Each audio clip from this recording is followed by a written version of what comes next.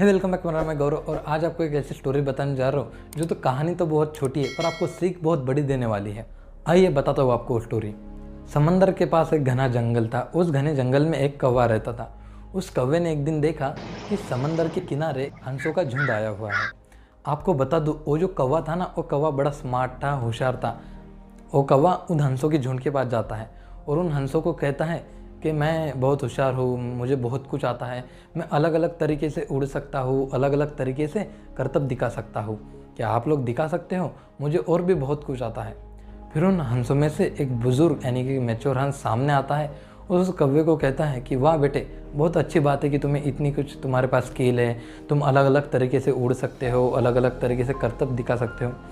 पर इस बात का ना कभी घमंड मत करना कि तुम्हें क्या क्या आता है। अगर घमंड करोगे तो ज़िंदगी में आगे नहीं बढ़ पाओगे। तो कौवा और चोट में आ गया, उसे तो और गर्व होने लगा।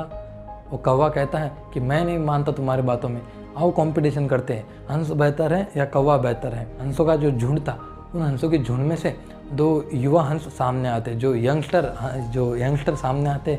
वो कहते कि चलो कंपटीशन करते हैं। कौवा कहता है एक मेरी शर्त है, 2 राउंड होंगे। पहले राउंड में मैं जैसा करूँगा वैसा आपको करना होगा और दूसरा राउंड जैसा आप करोगे वैसा मैं करूँगा। हंस एग्री कर लेते हैं। तो सबसे पहले कौवा उड़ता है, समंदर के ऊपर उड़ता है, अलग अलग तरीके से करतब करता है, झूमता है, घूमता है, अलग अलग तरीके से छलांगे मारता है, उड़ता है, घूमता है, अपने करतब दिखाता है, अपने स्किल्स दिखाता है, उल्टा उड़ता है, सीधा उड़ता है, नीचे से ऊपर जाता है, ऊपर से नीचे आता है। ऐसे अलग अलग तरीके से वो अपने करतब दिखाता है। फिर हंस की बारी आती है। फिर हंस उड़ने लगता है पर हंस वैसा नहीं कर पाता उस कौवे के जैसा। तो पहले राउंड में हंस फेल हो जाता है। तो ये हो गया पहला राउंड। अब दूसरे राउंड में क्या होता है, जैसा जैसा हंस करेगा वैसा उस कौवे को करना पड़ता है। तो वो जो हंस होता है वो हंस उड़ना शुरू कर देता है।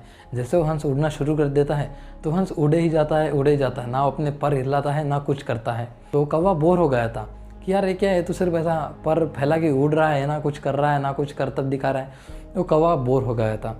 वो कौवे ने उसको कहा भी कि यार तुम कुछ करो, मैं बोर हो रहा हूँ, पर हंस ने कोई जवाब नहीं दिया। कौवे की सांस अटक रही थी, कौवे को बेचैनी हो रही थी, सर्वाइव नहीं कर पा रहा था। कौवा 2-2 मिनट में नीचे जा रहा था, ऊपर आता था, नीचे जाता था, ऊपर आ रहा था। तो फिर जैसे जैसे वो कौवा थक रहा था, फिर थकने के बाद उस हंस ने कौवे को कहा कि कैसा लगा मेरा करतब। उस समय उस कौवे को अपनी गलती रियलाइज़ हुई और उसने क्षमा मांगी, हंस से उड़ती उड़ती क्षमा मांगी कि मुझे माफ़ कर दीजिए, मुझे पता चल गया है, मुझे सीख मिल चुकी है, प्लीज़ मुझे किनारे तक छोड़ाइए।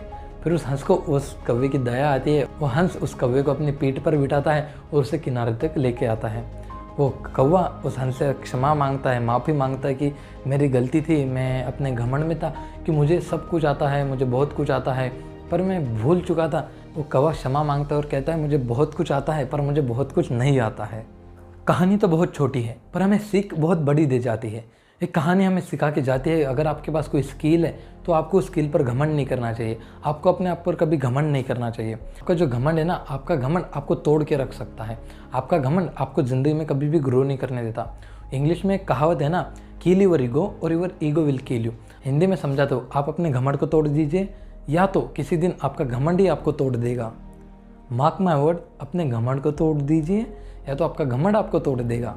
घमंड को तोड़ दीजिए या तो आपका घमंड आपको तोड़ देगा। कभी भी ज़िंदगी में घमंड मत करिए, ईगो में मत आइए कि अगर यार मेरे पास ऐसा है वैसा है, मेरे पास ये गाड़ी है, मेरे पास वो बंगला है। तो कभी भी अपने ऊपर घमंड मत करना, ईगो में मत आना। ईगो के बारे में मैंने अक्षय कुमार की इस वीडियो में डिटेल में बात की है, आपको टाइम में भी मिल जाएगा।